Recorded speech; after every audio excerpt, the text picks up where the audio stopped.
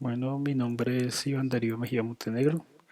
El día de hoy vamos a ver qué es una función y la clasificación de las funciones. Entonces, ¿qué es una función? Una función f es una relación entre un conjunto dado x, que sería el dominio, y otro conjunto de elementos y, que sería el codominio, de forma que a cada elemento x del dominio le corresponde un único elemento del codominio f de x y se denota por f dos puntos x y y.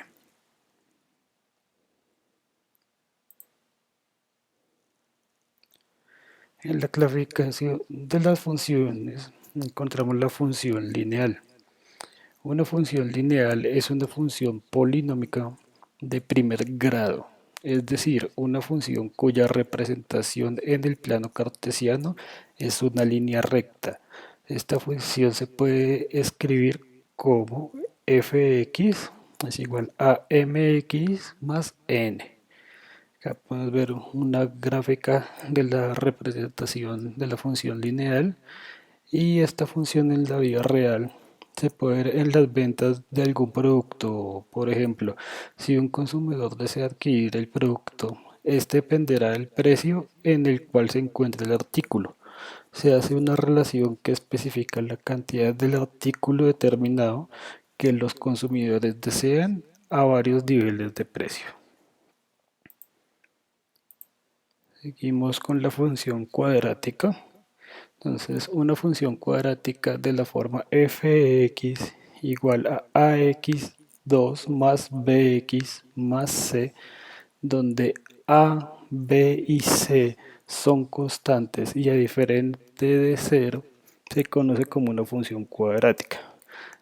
La representación gráfica de una función cuadrática es una parábola y se determina de la fórmula menos b sobre 2a y función de menos b sobre 2a.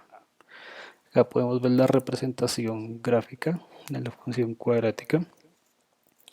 Esta función en la vida real se puede usar donde se tratan temas con la gravedad. Por ejemplo, en la trayectoria de una pelota cuando es lanzada por un jugador de béisbol. Seguimos con la función cúbica. Las funciones cúbicas o funciones de tercer grado son funciones polinómicas de grado 3, es decir, las que mayor exponente del polinomio es x elevado a 3, es x3, y se determina por la fórmula fx es igual a ax al cubo más bx al cuadrado más cx más d, siendo a 0. Acá podemos ver la gráfica de la función cúbica y esta función en la vida real se usa en la lectura de ritmo cardíaco. Seguimos con la función racional.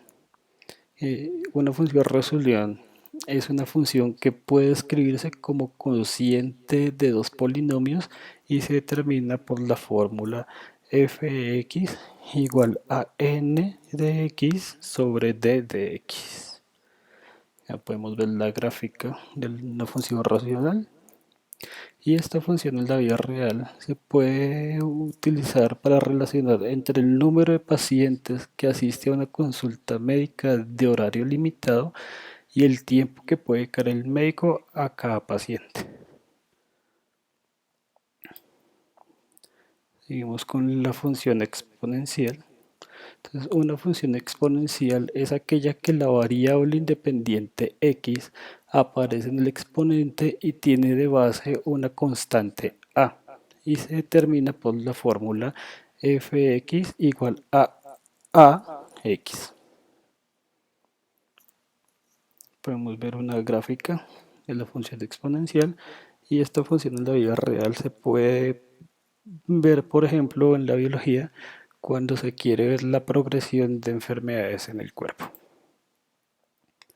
Seguimos con la función logarítmica.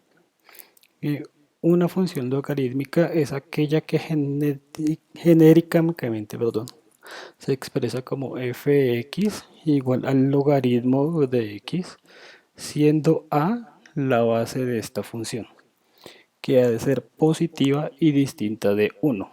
La función logarítmica es la inversa de la función exponencial y se determina por la fórmula f(x) igual al logaritmo de a por x. Acá podemos ver una representación gráfica de la función logarítmica. Y esta función en la vida real se puede ver, por ejemplo, en el contenido en gramos de un medicamento en el organismo humano después de T, que es un tiempo de horas de haberse ingerido.